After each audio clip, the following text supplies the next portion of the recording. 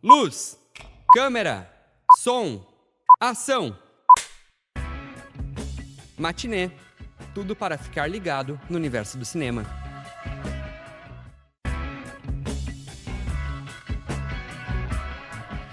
Boa tarde, está começando aqui na UniFM 107.9 o Matinê, um programa que te convida a viajar pelo universo do cinema. Eu sou Alexandre Macari e vamos juntos até às 3 da tarde.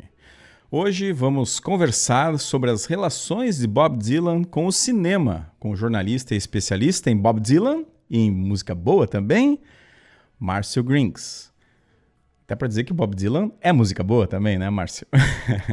Não esqueça de seguir e mandar sua mensagem no Instagram, @Cinemac, soletrando CINEMACC, e também pelo WhatsApp das rádios da UFSM, no número 55-3220-8106. O programa tem a produção de Débora Dalla Posa e Alexandre Macari, na direção das rádios da UFSM, Jonathan Ferreira, e na técnica, José Carlos Quartiero, o Zezinho. Agora em Santa Maria, 2h03, a temperatura está em torno dos 18 graus. Antes de começarmos a falar sobre o tema de hoje, vamos recordar um pouco do que aconteceu na história do cinema nesse dia 18 de agosto. Rebobinando. O passado da sétima arte em destaque. 18 de agosto, na história do cinema, em 1906, nascia Marcel Carné, importante cineasta francês do movimento poético realista. Carné dirigiu clássicos como Cais das Sombras, de 38, Thérèse Raquin, de 53, e o inesquecível O Boulevard do Crime, de 1945. Inclusive, esse filme ajudou aí a influenciar o Bob Dylan na gravação de alguns filmes que ele próprio dirigiu. Sua parceria com os roteiristas Jacques Prévert rendeu alguns dos filmes mais poéticos e melancólicos da história do cinema francês. Carné faleceu em 1996, aos 90 anos. Em 1920, nos Estados Unidos, nascia Shelley Winters, atriz de talento intenso e carreira de 7 décadas. Vencedora de 2 Oscars por Diário de Anne Frank e Quando Só o Coração Vê, também brilhou em filmes como Um Lugar ao Sol, Lolita, O Destino de Poseidon. Faleceu em 2006 com 85 anos. Em 1952, nascia Patrick Swayze, ator, dançarino e cantor que conquistou plateias no mundo todo. Seu carisma brilhou em Dirty Dancing, Ghost, Do Outro Lado da Vida e Caçadores de Emoção. Ele foi indicado 3 vezes ao Globo de Ouro e também compôs músicas como She's Like the Wind, trilha de Dirty Dancing. Ele faleceu em 2009, aos 57 anos, vítima de câncer no pâncreas. O dia 18 de agosto também registra aí despedidas.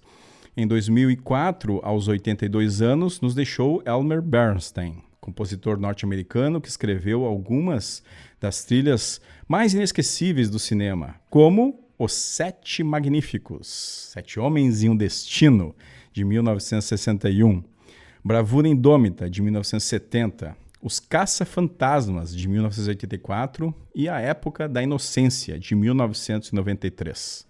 Ele ganhou o Oscar pela trilha sonora da comédia romântica Positivamente Millie, de 67, que é dirigida por George Roy Hill. Bernstein deixou mais de 150 partituras para filmes. E no ano passado, aos 88 anos, faleceu o ator Alain Delon, protagonista de obras-primas como O Sol por Testemunha, Rocco e seus Irmãos, O Leopardo e O Samurai. Delon trabalhou com mestres como Visconti, Antonioni, Melville, construindo uma carreira que atravessou gerações. Muitos aniversariantes no dia de hoje. Aniversário de Roman Polanski, que completa 91 anos. Nascido em Paris, sua vida foi marcada pela tragédia e pelo cinema. Polanski sobreviveu ao Holocausto, no qual perdeu sua mãe em Auschwitz, e depois teve sua esposa, a atriz Sharon Tate, brutalmente assassinada em 69. Sua carreira é repleta de obras aclamadas, como o clássico o suspense psicológico O Bebê de Rosemary, de 68, e o aclamado Chinatown, de 74, que ele rendeu prêmios como Globo de Ouro de diretor. Em 2003, ele finalmente conquistou o Oscar, né, nessa categoria de direção por O Pianista, filme que narra a trajetória de um sobrevivente do Holocausto. Também está comemorando aniversário o ator, cineasta e produtor norte-americano Robert Redford, que chega aos 89 anos.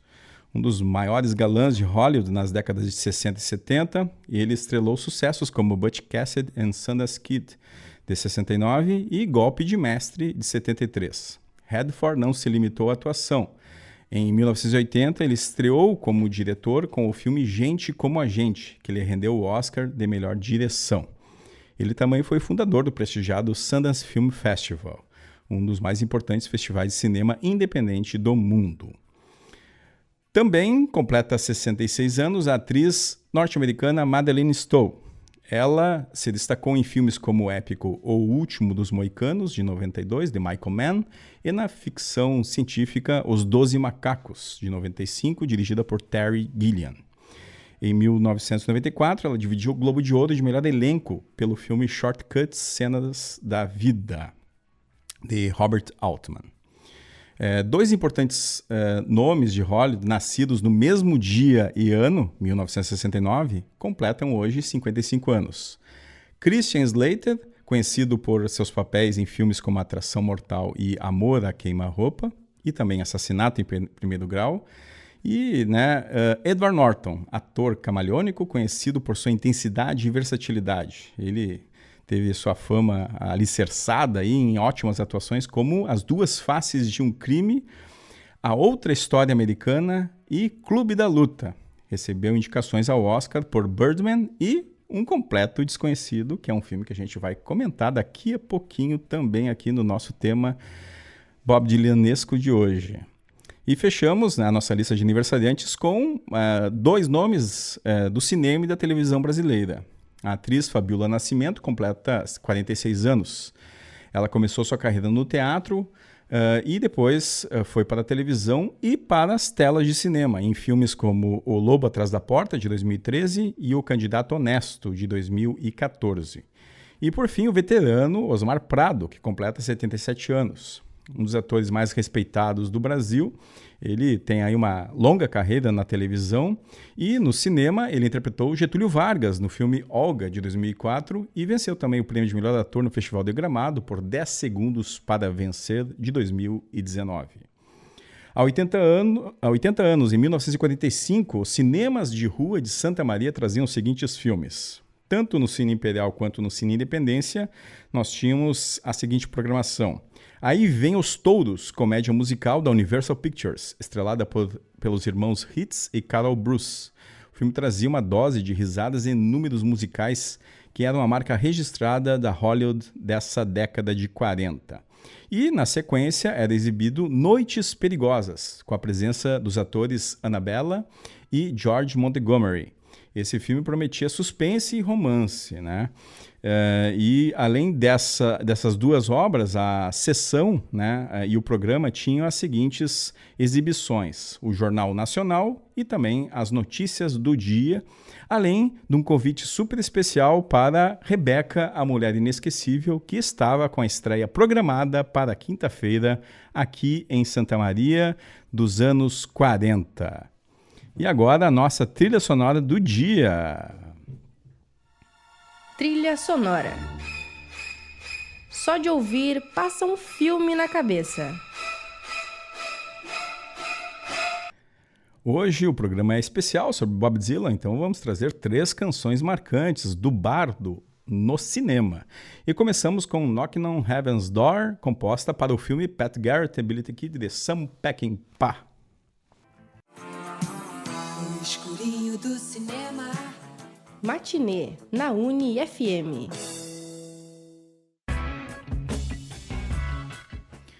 Muito mais do que um compositor com um talento sem igual, vencedor do Nobel de Literatura em 2016, Dylan foi ator, roteirista e até diretor.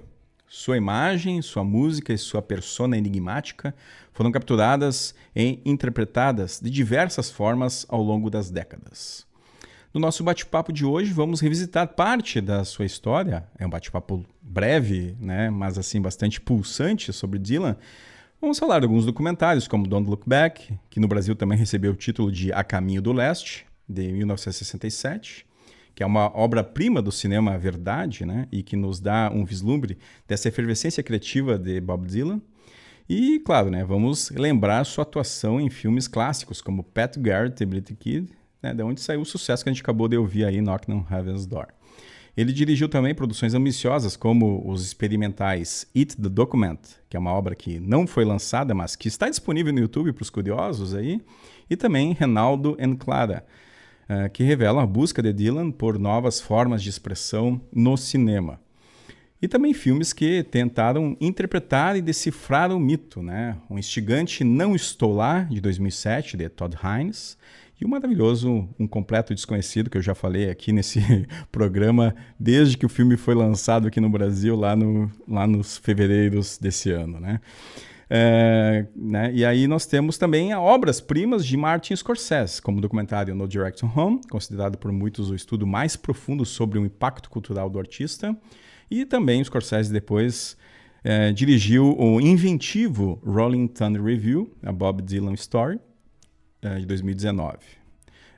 Para o nosso bate-papo, a gente teremos a presença aí do Márcio Grings, uma referência em música e cultura, mais de 25 anos de experiência, não quero revelar a idade também do amigo, né, mas é uma longa jornada, né? Ele é produtor de conteúdo, repórter musical, escritor. Grings já apresentou programas de rádio e foi colunista também de veículos impressos. Atualmente comanda o podcast Quando o Som Bate o Peito. É esse o título? Ou Quando o Som Bate o Peito, né? Quando o som bate no peito. No peito, né? E é em parceria com o Romero Carvalho também, né? E além de colaborar aí em outros podcasts como Pitadas do Sal, né? Que eu costumo ouvir também.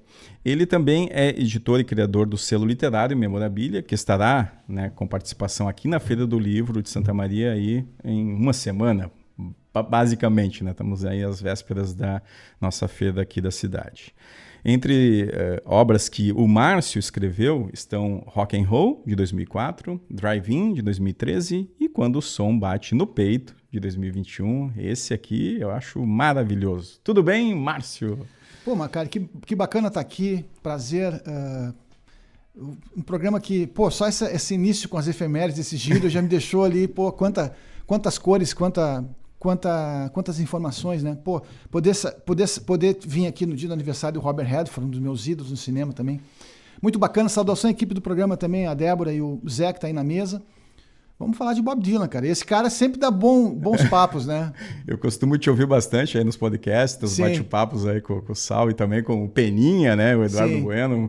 Longas conversas, né? E eu sei que o Márcio aí tem uma relação muito intrínseca aí e de conhecimento mesmo, pesquisador, né? Sobre o Bob Dylan, além de um apaixonado pela música do Dylan, né? Mas eu pensei, não, o nosso programa é sobre cinema, né, pessoal? Sim. Então não vamos descaracterizar também o nosso quadro aqui, né? Márcio, eu vou começar te perguntando assim, qual foi a primeira experiência cinematográfica que tu assistiu do Bob Dylan? Foi o Don't Look Back, né? Que era um filme que circulava muito naquela época, ali nos anos 1980, 90. Tinha vários... vamos lá, na época dos VHS, né? Eu me lembro que caiu na minha mão uma versão muito ruim, assim. Mas era a forma que a gente tinha de ter uma experiência, né? De poder ver o filme, né? E ter uma aproximação mais profunda com o artista, que a gente, na verdade, numa época em que as revistas tinham poucas informações, na época a gente não tinha o acesso aos livros como se tem hoje, né? Hoje, se quiser comprar uma biografia do Dylan em inglês, tu encomenda e ela está uma semana na tua casa, né? Naquela época, então, qualquer tipo de informação, de adição, além dos LPs, era uma informação muito preciosa, né? E vamos lembrar que o Don't Look Back, o Dylan é o primeiro em muitas coisas no rock and roll, né? O Don't Look Back é o primeiro documentário do rock, né? Musical. Uhum. De verdade, assim. E é do Penny Baker, né? Isso. Que depois fez o Festival de Monterrey, coisa e tal. Mas, assim, é um filme que ele consegue, de alguma maneira, passar aquele momento do Bob Dylan em 65, né? Numa excursão pela Inglaterra com o violão dele, mostrando o impacto cultural da música dele, como ele era recebido lá, né? E algo que hoje a gente sabe, né? Existem os borbotões no universo musical, mas naquele período era realmente algo novo. Inclusive não foi tão bem entendido, né? Como o tempo, o senhor de todas as definições acaba mostrando que aquilo realmente foi algo inovador. Esse filme tem o seu lugar na história dos documentários de rock hoje, é valorizado. Ele é considerado, inclusive, pela Sight and Sound, que é uma revista inglesa, né, sobre cinema, o 9º melhor documentário de todos os tempos. Cara, eu não acho um exagero, porque vamos analisar que naquele período ninguém estava acostumado com aquele tipo de linguagem, né? Isso. E vamos lá, era o artista no hotel, no palco, uma câmera perseguindo ele o tempo todo, mostrando algumas situações que parece, e o Dylan conseguia, ele teve várias relações com fotógrafos que ele dizia o seguinte: eu vou lembrar que tu não tá aqui, eu tô trabalhando. Então tem esse clima de informalidade, não é... Claro que tem jogada ensaiada, é uma coisa que ele tá posando pra câmera, mas a sensação que a gente tem realmente é que a gente tá dentro do quarto do hotel com ele e viajando com ele pela Inglaterra, né? E outros documentários, a gente começou pelo documentário, que foi tua primeira experiência, né? E esses outros documentários que saíram posteriormente, principalmente os do Scorsese, né, que é um diretor que eu sou extremamente, né, identificado. Vamos Coloca dizer assim. para dois aí. Então, né, somos, né, scorsesianos aí.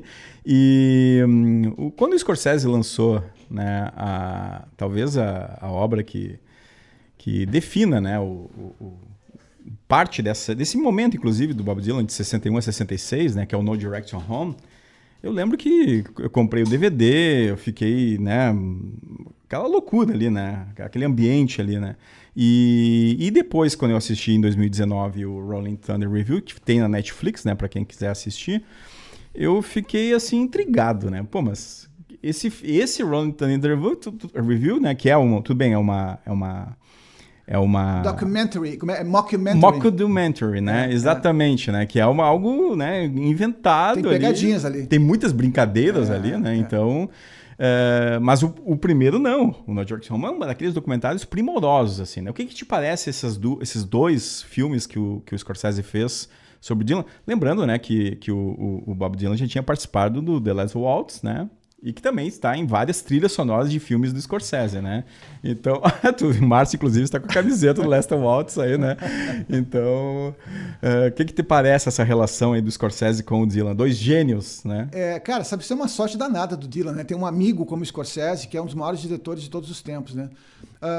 O primeiro filme, No Direction Home, para mim, cara, ele é absolutamente perfeito, né? Porque ele não fala só do Bob Dylan, ele consegue fazer uma contextualização histórica do cenário dos anos 1960 e mostrar que mundo era aquele que o Dylan caminhava e a influência que ele influiu sobre os anos 1960. E pega aquele período que é o período mais profícuo da obra do Dylan, como o próprio filme agora, o A Complete Unknown mostrou, né? Nos mostrou. Mas o filme, eu acho ele absurdamente bem feito, bem montado. As entrevistas, as últimas entrevistas do Allen Ginsberg tá ali, nesse filme. Allen Ginsberg, que foi um poeta, que tem o livro de poesia mais vendido nos Estados Unidos, que é o Howl, né, o Uivo, que influenciou o Bob Dylan e que o Bob Dylan depois influenciou ele, porque ele também tentou fazer um lance de poesia com música, né? Mas esse filme, para mim, eu diria o seguinte: você não conhece nada de Bob Dylan, quer entender qual é o impacto que ele incidiu sobre os Estados Unidos e a música mundial, assista esse filme, porque ele vai da infância do Dylan, né, faz um breve resumo, e eu tenho essa impressão maluca que os documentários britânicos e ingleses, britânicos e americanos sobre música, parece que os caras têm todas as imagens que eles precisam, né? São sempre ricos de imagens, de fotos e de entrevistas. É um belíssimo documentário, uma aula, inclusive, de documentário musical. Falando do No Direction Home. Aí tu falou do Rolling Thunder Review, que está disponível na Netflix, né? Cara, esse filme que o Scorsese reempacotou, é o mesmo Reinaldo e Clara, que foi lançado em 78, que foi um dos maiores fracassos da vida do Bob Dylan. Inclusive, ele se separou da Sarah, que era a primeira mulher dele, e logo depois dele pagar um divórcio milionário, ele acabou fazendo um filme que foi um fiasco e ele perdeu toda a grana dele. Por isso, depois, ele foi para a estrada e nunca mais saiu da estrada. que ele falou como é que era a turnê Caça-Níqueis, que foi aquela que tem o disco Et Budokan, porque ele estava precisando de grana, ele estava quebrado. Ele estava quebrado. Ele teve um divórcio que ele entregou grande parte da fortuna dele para a ex-mulher, mãe dos filhos dele, e depois ainda teve que engolir esse fracasso, que era um filme de 6 horas, né? Que era um filme que eu não consegui ver nunca ele. Por exemplo, eu sou um grande fã de Bob Dylan, já vi várias vezes fragmentos, mas se pegar esse material bruto que o Scorsese reempacotou, como um mock documentary, que é uma mistura de documentário com uma grande piada, né, cara? Porque tem cenas realmente que aconteceram, são as filmagens do show, né? E pegam Dylan num grande momento da vida dele, que essa turnê Rolling Thunder é um dos momentos mais celebrados e mais divinizados de todos os fãs do Bob Dylan.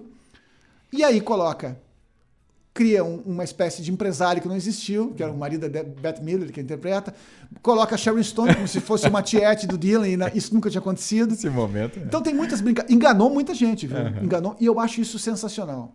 Porque o Dylan tem essa capacidade de ficcionar a própria história, né? O próprio livro dele, o Chronicles, as pessoas falam que tem um pouco disso, né? Que ele ficciona. O que eu acho que no final é um pouco de exagero. Mas, sintetizando, esses 2 filmes são filmes assim que para mim são aulas de cinema envolvendo música. De uma forma extremamente rigorosa, um documentário que traz todos os símbolos de um bom documentário musical, e não só um documentário musical, mas um bom documentário, né? Contextualização de época, falando do cenário, não só falando do artista, mas que mundo era esse em que ele caminhava, fica muito claro, né? E o outro que é uma grande piada, né? É uma joke, mas que funciona muito bem e que traz um artista nos grandes momentos da sua carreira. Porque a Rolling Thunder, que está fazendo nesse ano, inclusive, 50 anos, agora em outubro, né? 50 anos daquelas filmagens, na minha opinião, é um dos grandes momentos, na minha opinião, de todo mundo que estuda e que se aprofunda no Bob Dylan, é um dos grandes momentos da carreira dele. E tu falaste do Reinaldo Enclada, né? Que é um filme dirigido pelo próprio... Dirigido pelo Dylan. Bob Dylan. E tem esse outro, né? Que eu comentei antes ali, quando eu fiz a abertura, né? Que é o... It the Document. It the Document, né? Coma o documento, né? E que são filmes, assim, que, né? Tu já destacou, né? Que o Reinaldo Enclada tem essa questão relacionada posteriormente aí de uma forma mais palatável, vamos dizer assim, que o Scorsese fez, mas inclusive tem no YouTube uma parte, né, do Reinaldo Enclada. Tem várias partes, dá pra ver, mas assim, tem outra coisa que o Scorsese fez na refilmagem, no reempacotamento do Reinaldo Enclada, que foi tratar digitalmente as imagens. Né, isso. Isso é maravilhoso. Parece que foi filmado ontem, né? E tinha uma luz maravilhosa, tinha todo um lance cênico, circense, mambembe. Então, assim, as imagens são absolutamente envolventes, né? Muito bem feitas, né? E o It the Document, né, ele tem, que é o outro, né, que é 1 hora, né, de filme disponível no YouTube aí para quem ainda quer ver, né? Ele tem a participação em certos momentos um dos grandes parceiros aí, apoiadores, né, do próprio Dylan, que é o Johnny Cash, né, que ele canta inclusive uma música, né, I Still Miss Simone, né? E esse It the Document é de 72, né? E inclusive tem os levantamentos e pesquisas que eu fiz aí sobre esse filme, né? Que tem algumas passagens que mostram a famosa cena do Dylan com o John Lennon na limusine, né? Só que na versão que eu vi não chegou essa parte, né? Talvez, né? Eu sei que foi depois reimaginado pelo Todd Haynes, né? Em outros filmes e tal, né? Tu lembra desse It do documento? Né? Faz tempo que tu assistiu? Né? Faz muito tempo. E na verdade, ele é muito comentado e celebrado também pelos grandes Dylanóficos ali, né?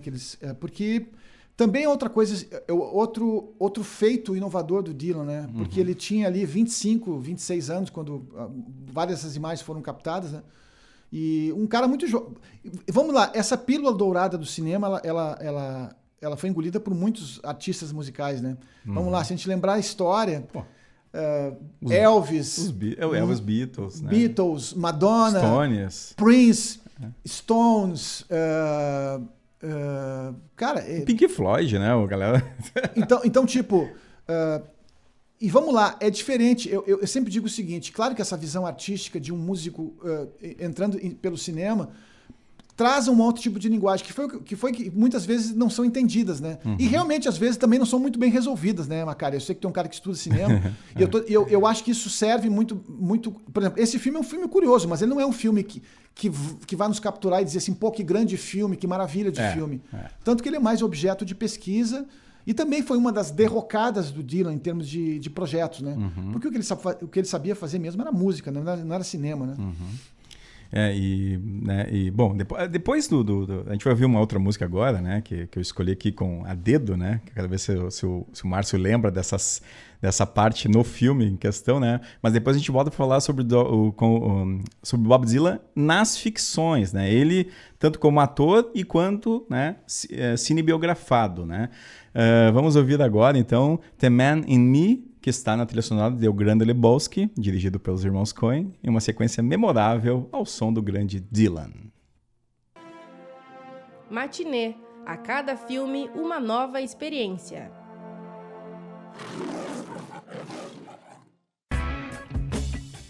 Muito bem, essa cena é fantástica aí para quem não assistiu O Grande Lebowski, por favor, né? Se dê esse presente e assista. Vamos entrar agora na seara do Bob Dylan ator, né? E aí nós temos alguns filmes, Márcio, que eu sei que o amigo é bastante fã, gosta bastante, até mais que eu, alguns deles, talvez, né? Mas que muitas vezes, né, são muito criticados aí, tanto na época, né, e ainda hoje, né? Eu acho que são filmes ainda que são mal entendidos, né? E começamos com Pat Garrett e Billy the Kid, de 73, do Sam Peckinpah, né? Que é um diretor aí bastante complexo, né, para dizer o mínimo, né, mas que tem aí uma participação do Bob Dylan, né, tanto ele faz a trilha sonora do filme e também tem um papel aí pequeno, mas de bastante importância no filme, né, que ele faz o Alias. Esse filme, na verdade, é um filme que quando ele saiu, ele foi bastante criticado, né. O Macari falou que o Peckinpah era uma pessoa extremamente complexa, acho que foi isso que ele falou. Bom, dá para falar muitas coisas do Peckinpah, ele era um maluco, desvairado, né? Mas enfim, era um grande diretor, grande diretor de cinema, um cara que tinha os métodos dele, né? O Dylan foi convidado para fazer a trilha sonora por um produtor, e o Peckinpah não sabia quem era Bob Dylan. No mundo do Peckinpah, Bob Dylan não existia. E dizem que para convencer esse produtor levou o Dylan, ele tinha composto a música Billy, que é uma das músicas da trilha. E aí o Peckinpah disse, ok, dá para esse cara fazer a trilha então. E aí o Dylan, para pegar o espírito e compor, ele foi até Durango, no México, ou seja, para assistir as filmagens, para entrar no clima e compor, levou a família inteira, o que não foi uma boa iniciativa dele, mas enfim. E no final das contas, resolveram construir um papel para ele, que foi o Elias, que era o cara que cuidava de um armazém, que depois se junta ao bando de Billy the Kid. E eu acho que o Dylan saiu muito bem nesse filme. Se a gente analisar como uma primeira intervenção no cinema, óbvio que a gente não está falando de um ator pronto para qualquer parada dentro do cinema, mas dentro daquilo que ele se propõe como uma figura aleatória e um personagem, vamos dizer assim, coadjuvante dentro da história, ele está muito bem. E a trilha sonora é exuberante. Outra coisa também, meu amigo Macari, ouvintes, muita gente fala mal dessa trilha sonora, o que eu não consigo entender, porque eu acho essa trilha, ela consegue passar o espírito do filme. Ela tem Knock on Heaven's Door, que é uma das 5 músicas talvez mais conhecidas do Dylan em qualquer lugar do planeta, né? Muita gente, inclusive, pensa que essa música é do Guns N' Roses. Não, essa música é do Bob Dylan. E ela foi feita exatamente para esse filme. E o Dylan construiu essa música dentro de uma cena específica que tem quando o xerife leva um tiro e a mulher dele acude na beira do rio, ele sente que está morrendo. E aí ele viu essa cena antes, no copião, né? Dentro vamos dizer assim, nas primeiras exibições dentro do próprio set. E ele construiu vendo essa cena, ele viu sendo filmada, depois ele viu as primeiras, não sei como é que se chama tecnicamente isso, mas... É um copião lá, as prévias, né? As prévias, né? E aí ele construiu essa música para essa cena, só que a letra tem uma maneira completamente alegórica, simbólica, poética. Então, assim, no meu ponto de vista, Dylan saiu muito bem, tanto com a trilha, que é exuberante, poética, dentro da linguagem total do filme, as músicas construídas com coerência para dialogar com o filme e a própria participação dele, que é muito boa, é divertida, é chaplinesca, assim, meio engraçada, e ele consegue passar o recado muito bem como ator nessa primeira investida dele no cinema. E né, ele tinha, inclusive, né, feito participado dos documentários, mas sendo o próprio Bob Dylan, dentro daquela complexidade, que também é o Bob Dylan, né? Sim. Mas, digamos, no campo da ficção, esse é o primeiro trabalho. E depois, aí nos anos 80, vamos ter um outro filme que também é marcante. Os anos 80 é considerado um período que o Bob Dylan está atravessando por uma maré, digamos, bastante complicada, né? E ele fez um filme chamado Hearts of Fire, Corações de Fogo, né? De 87, dirigido aí pelo Richard Marquand, o mesmo diretor do Retorno de Jedi, aí para quem conhece o mundo do Star Wars, né? Inclusive esse filme aqui, né, é considerado o filme que matou o Richard Marquand, que ele morre antes do lançamento do filme, né? E aí depois que tu assiste ao filme, tu pode entender um pouco, né, o que aconteceu, né? Mas o Bob Dylan tem aqui já um papel de protagonismo, né? Ele é um co-protagonista desse filme junto com a Fiona e com o Rupert Everett. Exatamente. Não, o filme, na verdade, vamos lá. O Elvis foi um que fugiu muito desse estereótipo. Ator que vem do mundo da música e faz um filme sobre alguém, um músico. E é o que o Dylan exatamente cai nessa armadilha desse roteiro aqui, de ser um músico decadente, que tenta se isolar num lugar longe de tudo, que depois tenta ajudar uma jovem cantora, tenta lutar contra a indústria. Ou seja, os temas são muito... dentro do universo da música, eu acho que acaba sendo um lugar comum, né? E nesse filme, realmente, eu acho que o Dylan parece que ele está, inclusive, contrariado a forma. Eu não consigo ver uma atuação, mas mais alguém que está no... Tipo, o que eu estou fazendo aqui? É todo o tempo que parece, né? E é um grande desperdício de energia, e esse filme foi um fracasso total. E numa época em que o Dylan estava, no meu ponto de vista, em plena crise dos 40, em que todos os projetos dele realmente eram ao quebrado, grande parte dos projetos. Ele conseguiu fazer, no meu ponto de vista, 2 grandes álbuns nesse período, mas foi extremamente criticado, o filme foi um fracasso, não se pagou, aquela coisa toda. Então foi essa segunda investida. Se na primeira a gente diz, olha, tudo certo, na segunda as coisas não foram muito legais, não, e eram os anos 80, né? Os anos 80, para um homem de 40 anos, vindo do universo 60 e 70, a gente sabe que todo mundo caiu do cavalo nessa época, baque, né? E com Dylan não foi diferente.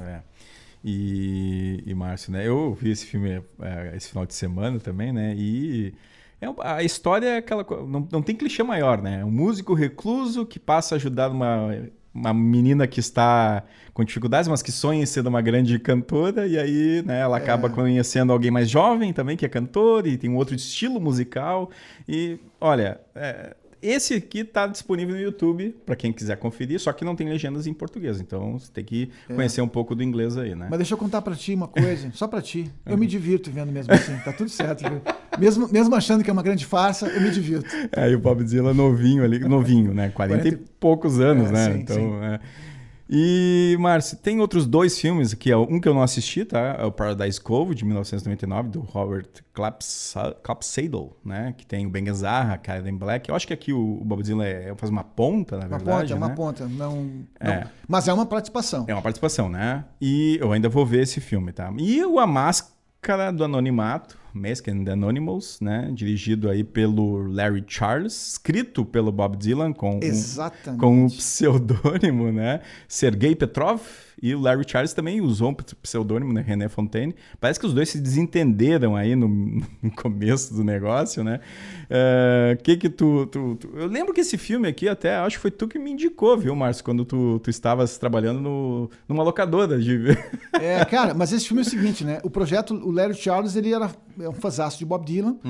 Aí fez a proposta do filme, mas e olha só o que aconteceu. Só pelo Bob Dylan ser a estrela do filme, ser um dos roteiristas, estar envolvido com isso, e de novo a história de um músico que sai da prisão. Exato. Mas esse filme tem algumas virtudes. Olha só o elenco dele, eu vou dizer algumas pessoas. Ele tem o Jeff Bridges, a Penélope Cruz, a Jessica Lange, que na época ainda estava casado com o Sam Shepard, o Val Kilmer, o Mickey Rourke, o Bruce Dern. Cara, um super elenco. John Goodman, exatamente. Um super elenco. E é um filme também que o Dylan toca, tá com a banda dele, inclusive a própria banda de estrada dele, que tá com ele no filme. Tem versões maravilhosas para algumas canções. A trilha sonora, para mim, tanto as revisitações da obra do Dylan, quanto as músicas que o Dylan toca, como Cold Irons Bound, por exemplo, que é do Time Out of Mind, tem uma versão muito boa nesse disco. A própria Remember You, que é do Empire Burlesque 85, tem uma versão belíssima. Ou seja, o filme funciona, ainda mais se quem está olhando o filme, ele conhece um pouco do universo dylanesco, porque tem muitas pistas, tem muitas jogadas ensaiadas dentro da obra do Dylan que estão nesse filme. Eu acho ele um bom filme. Eu acho que ele precisa ser revisto. Porque eu me lembro que eu revi ele há um tempo atrás e a sensação que eu tive, mas não é aquilo que a crítica pintou, né? Uhum. Porque é muito fácil malhar, até porque também ele esbarra dentro de um roteiro que tem algumas previsibilidades, mas o filme funciona, porque ele tem esse vai e vem de astros, por exemplo, que aparece no filme, e a forma como a história é contada, e o Dylan tá melhor como ator, muito melhor que naquele filme dos anos 80, com Rupert Everett ali. Então, esse é um filme que eu acho que merece revisão. Merece revisão, e a trilha sonora é extremamente boa, muito boa. E funciona as ligações desse mundo utópico, apocalíptico, que esse cara que sai da prisão, que de alguma forma também combina um pouco com a realidade do mundo de hoje, essas confusões que a gente vive hoje, né? Então é um filme que, no meu ponto de vista, merece uma boa revisão e vale a pena uma olhada com mais atenção. Esse eu vou ter que rever mesmo, porque eu devo ter assistido lá quando saiu, né? O DVD. Foi em 2007, se não me engano. 2003. 2013. Isso, 2003, né? Então faz um tempinho, né? Mas aí nós temos as cinebiografias, né? Ou seja, ficcionalizações, adaptações de livros, uma delas, né? E que trazem aí o personagem Bob Dylan, né? Interpretado de várias formas possíveis, né? Vamos destacar duas aqui, né? Que eu acho, aí eu e o Marcos compartilhamos dessa ideia, né? Que são excelentes filmes, né? E I'm Not There, né? Não Estou Lá, do Todd Haynes, diretor aí que eu acho que esse é subestimado, muito subestimado, viu? Que é um desses diretores aí, principalmente quando tratando de questões de música, né? Ele já tem outros filmes também aí. E depois, né? Mas vamos falar primeiro do I'm Not There, né? O que tu sente quando vê esse filme? I'm Not There é uma obra de arte, cara. Uma obra de arte, porque na verdade ele só tem um problema. Ele é um filme para iniciados. Ah, sim. É um filme para iniciados. Eu diria que seria muito legal ler o livro do Robert Shelton, por exemplo, me fugiu o nome do livro agora. É o mesmo nome do filme do Scorsese. No Direction Home? No Direction Home. Esse filme vale alguém ter uma introdução com o livro e depois partir para o filme. Porque quando se fala que Bob Dylan teve muitas vidas, a gente analisa o seguinte: ele foi um cara nos anos 60, ele foi teve duas vidas nos anos 70, teve o lance da fase cristã nos anos 80, depois tem a própria derrocada dos anos 80, tem as reinvenções dos anos 90, tem a fase Jack Frost, que agora nos anos 2000. Então são muitas vidas, são muitas camadas, né? É difícil dizer que essa pessoa, na verdade, é uma pessoa só. E o filme brinca com isso e pega uns 5 atores para interpretar as várias fases do Bob Dylan. E aí, inclusive, tem a Cate Blanchett. Que está muito bem como a fase mais licética. The Queen. Né? E aí tem o Richard Gere para passar um mundo distópico, meio um faroeste dos anos 1970, não sei, que faz o personagem como se fosse o Billy the Kid. Tem o Heath Ledger, que mostra mais a relação dele com a esposa, com a Sarah, naquela turbulência da separação. Tem o menino Carl Franklin, que faz o Bob Dylan, aquele grande contador de histórias, que diz que veio de lugares onde ele nunca esteve, né?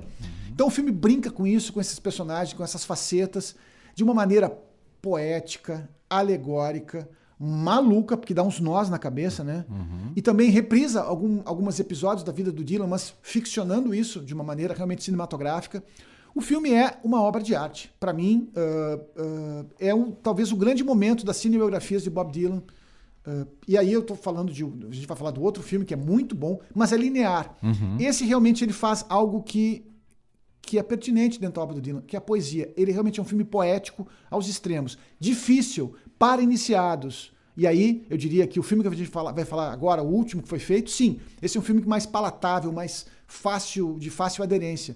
Agora, o I'm Not There, na minha opinião, é o melhor filme do Bob Dylan. Eu diria que é a melhor cinebiografia de qualquer artista da música, né? Porque, olha, pegar assim, várias fases. Porque eu não gosto de. Aí que tá, né, Márcio? Eu não gosto de cinebiografias que contam início, meio e fim da história, né?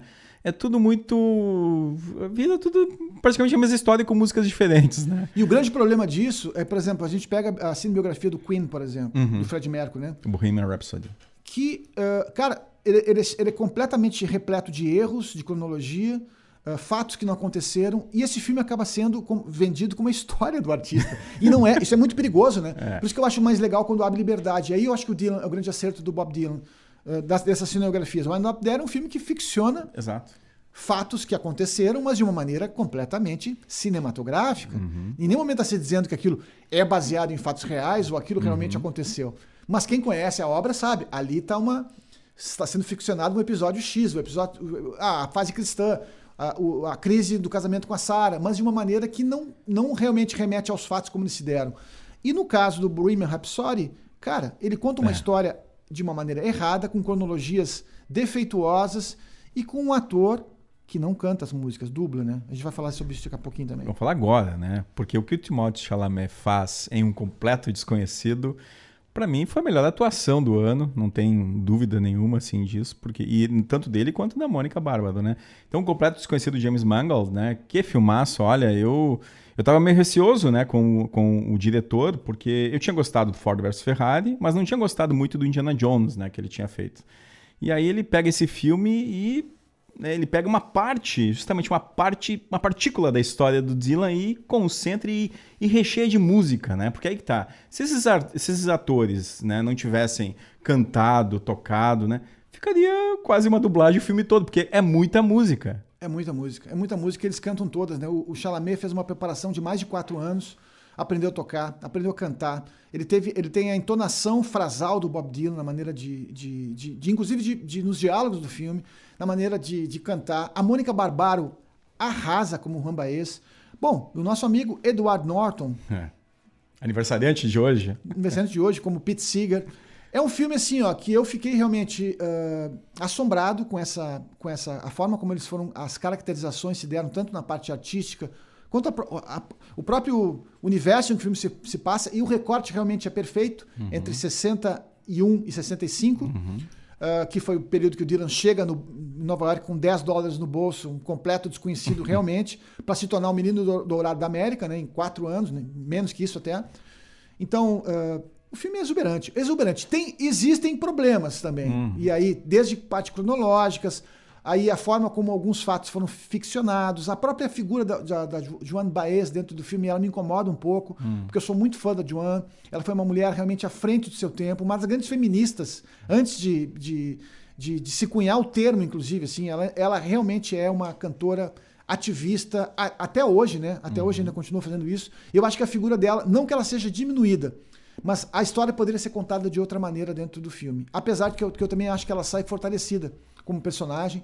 Mas é um dos fatos que me incomoda. Assim como a própria figura da Suzy Rotolo, que é a Sylvia, né? Que é a primeira namorada do Bob Dylan em Nova York. Feito pela Anne Fleming. Que tá bem também no filme, mas é um papel mais apagado, né? E também a figura dela, porque ela foi uma figura central na própria politização do Dylan, na maneira dele entender o cenário, dele realmente ser um ativista musical, por mais que ele nunca quisesse essa coroa, né? E a Suzy Rotolo, que é a Sylvie no filme, ela foi uma figura central para apresentar autores, para levar ele em passeatas, para mostrar dele a importância de ele contar histórias políticas dentro da música e não apenas canções antigas, ou seja, contar uma nova história como artista, né? A Suzy foi muito importante nisso. Então, essas figuras femininas que orbitam o filme e que têm a sua importância, a gente consegue enxergar isso, mas quando a gente vai a fundo, a gente percebe que elas eram muito maiores, elas são muito maiores do que são no filme. Mas a gente vai entender que está sendo empacotado dentro de um modelo hollywoodiano, existe uma figura muito forte, que é o Bob Dylan. Então, se olhar por esse parâmetro, tá tudo certo, o filme é muito bom mesmo. Olha, eu diria que, se você não conhece Bob Dylan, e se vê esse filme e o No Direction Home, por exemplo, tá feito um novo fã, o caminho para um novo fã de Bob Dylan, hein? Tá aí. Bom, nosso tempo de bate-papo foi, né, Márcio? Pelo menos aqui na rádio, né? Nosso bate-papo segue por outros caminhos depois. Agradeço muito a presença do amigo e futuramente aí, né, quando estiver por Santa Maria, né, a gente pode conversar sobre um outro grande artista que eu sei que o Márcio conhece muito sobre música. Estou à disposição e convido os ouvintes a me visitar na banca 20 da Feira do Livro de Santa Maria, começa agora no dia 22 de agosto, vai até o dia 6 de setembro, todos são muito bem-vindos. É uma banca, eu diria que a banca mais musical da feira, a gente fala de literatura, de poesia, de conto, crônica, mas também fala muito de música lá, e todos são muito bem-vindos para bater um papo, conversar e trocar uma figurinha. Maravilha. Vamos agora para o nosso Giro do Cinema. Giro do Cinema. Tudo o que acontece no mundo dos filmes.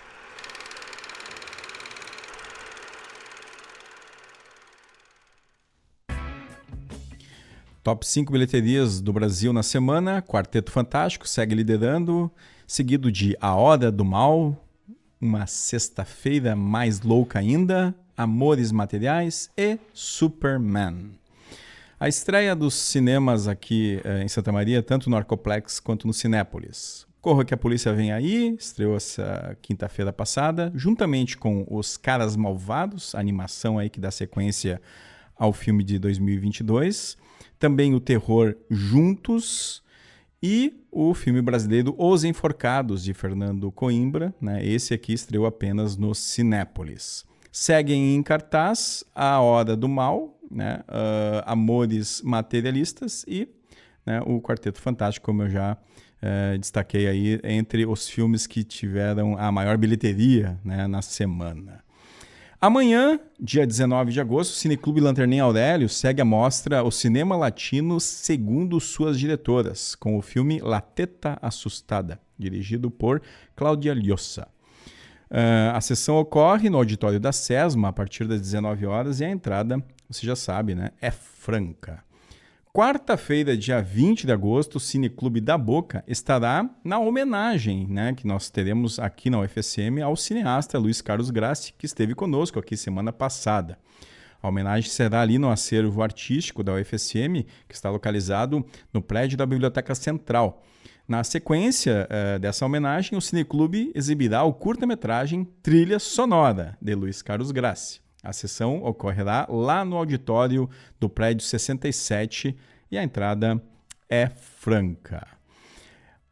Notícias da semana. A Academia Brasileira de Cinema divulgou a lista de 16 filmes inscritos para concorrer à vaga de representante do Brasil na categoria de melhor filme internacional no Oscar 2026.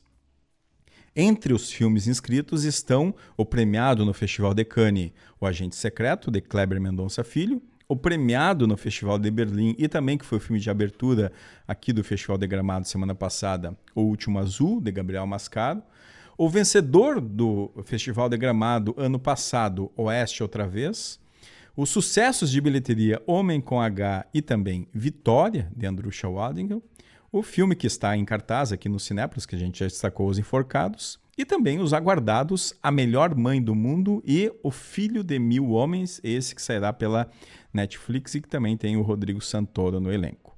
A pré-lista com 6 títulos será anunciada dia 8 de setembro e a escolha final no dia 15 de setembro e a gente segue acompanhando que esse ano os filmes brasileiros estão com tudo aí, lembrando que nós somos os atuais detentores do Oscar de filme internacional com Ainda Estou Aqui.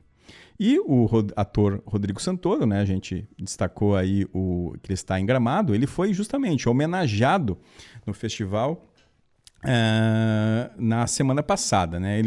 No sábado, na verdade. Né? Ele recebeu o Kikito de Cristal em reconhecimento aos seus 30 anos de carreira, né? O Santoro que está quase completando 50 aí, né?